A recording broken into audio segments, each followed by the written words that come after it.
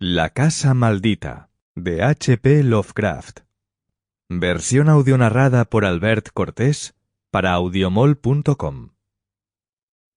1.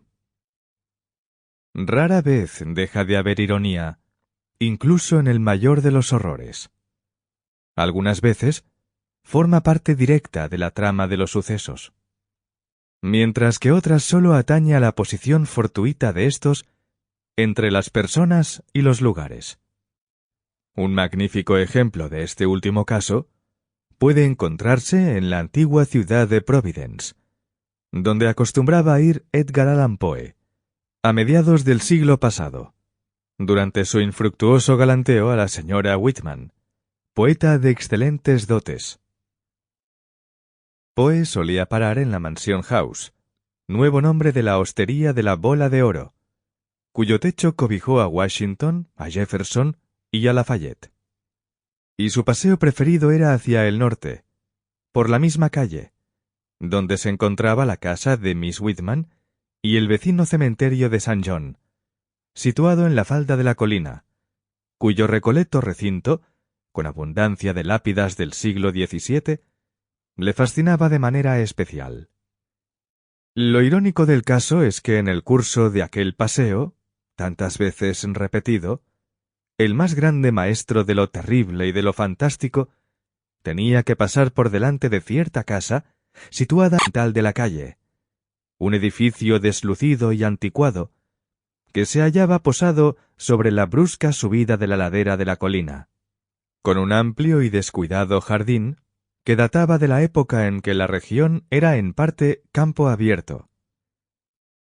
No parece que Poe escribiera o hablara nunca de la casa, ni se tiene noticia de que hubiera reparado en ella, y, sin embargo, aquella morada para las dos personas en posesión de cierta información iguala o supera en horror a las más descabelladas fantasías del genio que con tanta frecuencia pasó por delante de ella, sin saber lo que ocultaba, y se alza con mirada maliciosa y rígida como símbolo de todo lo que es indeciblemente espantoso.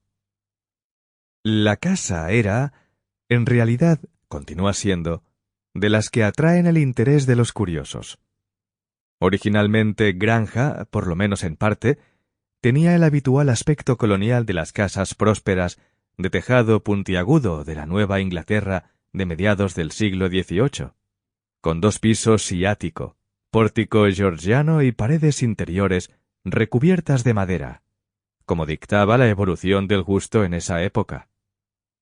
Estaba orientada hacia el sur, y tenía un elevado tejado cuyos 2 aleros daban, respectivamente, a la ladera de la colina y a la calle.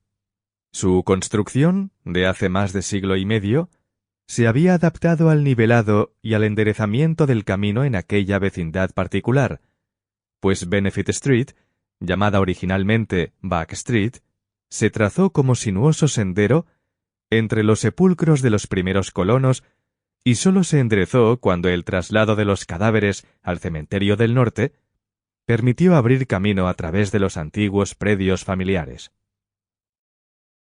En un principio, el muro posterior se alzaba sobre un campo de hierba que quedaba como a 20 pies por encima del nivel de la calle, pero un ensanchamiento de ésta, aproximadamente en tiempos de la Guerra de la Independencia, absorbió casi todo el espacio intermedio y dejó los cimientos al aire, por lo que hubo que construir en el sótano un muro de ladrillo, que dio a esta hundida parte de la casa una fachada dotada de puerta y 2 ventanas por encima del nivel del suelo, casi a la altura de la calle nueva. Cuando se construyó la acera hace un siglo, se eliminó el resto del espacio intermedio, y en sus paseos, Poe debió de ver solo un muro vertical de ladrillo que nacía del borde de la acera, coronado a una altura de 10 pies por la pesada silueta de la antigua casa entejada propiamente dicha. Los terrenos, propiedad de la familia, se extendían por la parte trasera y subían un buen trecho por la loma, hasta casi llegar a Wheaton Street. El espacio al sur del Sample complete. Ready to continue?